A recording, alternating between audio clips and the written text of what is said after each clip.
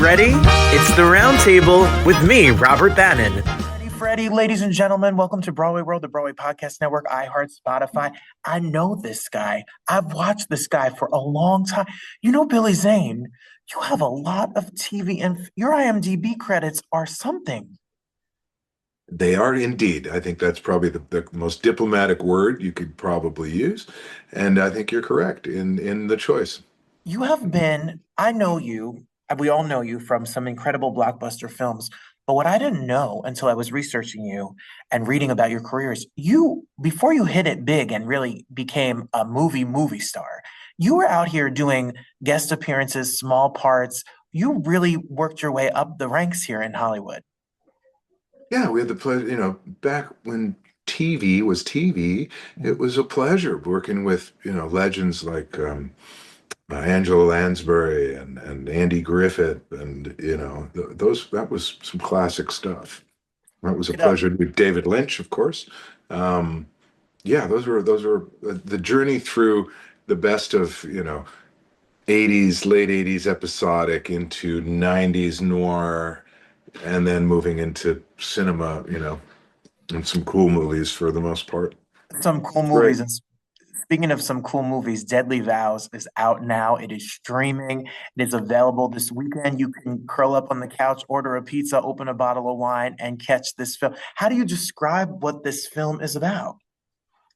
Well, I mean, it's at first blush, it's a tense thriller, uh, and based on a true story, based on real events of a woman who survives the Iran-Iraq War, relocates to Beverly Hills to start a new life, and discovers she's in a really traumatic relationship and marriage, and to the point where she finds she's got a hit on her by her husband, which is a horrible realization, only to be guided through and navigate through this journey through some compassionate members of the police force, the character that I play, and ultimately make the most heroic journey of survival by dealing with the trauma of this in the only way you can, which is through forgiveness.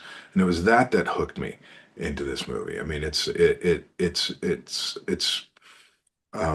stirring and at times disturbing and um, far too familiar a story for many women, sadly.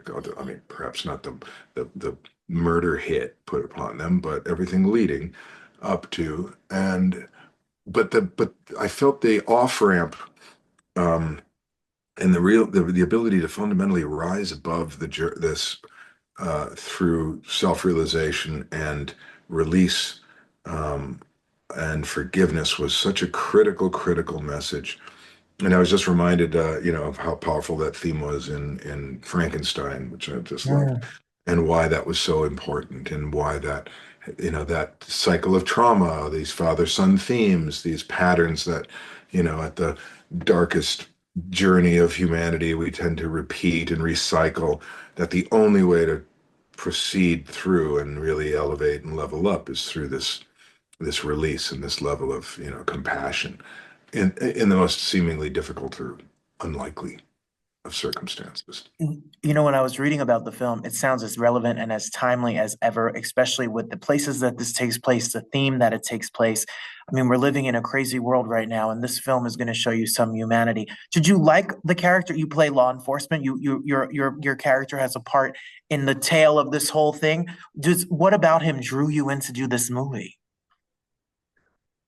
It I enjoyed the compassion and the Mm. dimension and the it was I enjoyed creating the facets with Jared and Bella and working with Shiva. The I mean the whole cast is great. I mean they have Peter and Shade, excuse me, Short, wonderful in the film. However, the Manny's detectives role was, it's not a large role, but it's a significant one, and it was one that I felt, I wouldn't have taken had it, one, it not been a true story, two, had her journey been about this emotionally intelligent choice. Otherwise, it just would have been a vengeance play, kind of, you know, been there. I don't know. I think we need more than that today. We need a little more functional, practical media. Whoa, look at that. Hey, Hey, interesting. look, he does his own special effects, My everybody. my iPad concurs. Yes, I was nodding. It was important. It's important that people check out this film. It's going to be entertaining. It's going to keep you at the edge of your seat. It's the perfect weekend film now that it's streaming and available everywhere you can get it. Go to Amazon Prime, go where the film is streaming, and make sure you check it out. I know you have a lot of projects in the pipe. You are always you Well, work, if you, Billy Zane.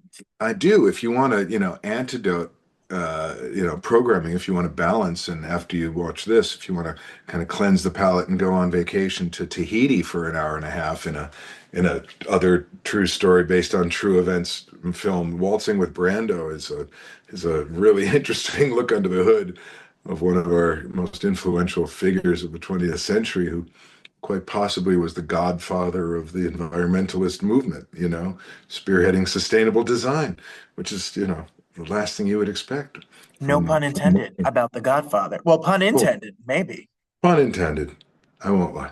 Well, when you look it up, people are uncanny amazed at the portrayal you have of him and the way you look and the way you portray his mannerisms and the work that you did. So definitely need to check that film. To a film icon playing a film icon.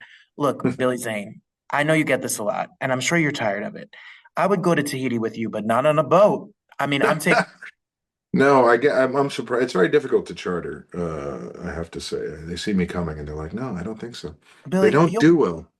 You'll push me right out of the way and jump on that lifeboat. I've seen it. If it stays, if everything stays afloat, they tend to go down. Can I just say thank you so much for the incredible work that you've done? I have a husband who's Oh, obsessed with Charmed. He's got Charmed tattoos. When oh, when we look at the work you've done, the films, the television, it means so much. It's given us so much joy. Your acting and the ability of transforming every character you play is an inspiration to artists out here. And I just want to say thank you. It's been such an honor to talk to you. Robert, you're so kind, and kindly thank your husband for that warm reception. I love Charmed, and I love the Drake character. I found that more than charming, and a great opportunity to um, again turn something on its head a little bit. He was written as a demon, and I was like, what about a reform demon teaching musical theater at magic school? They're like, that's insane. Let's do it. So my favorite part of television is my weird ability to subvert the format ever so slightly, and somehow convince the producers to put in musical numbers in everything I do, from Twin Peaks to Boston Public to this. They were like, what? And inevitably I'm recording Sinatra songs at Capitol, and they're like, okay. I don't See? know. It was my Vulcan mind meld and my ability to seemingly bewitch.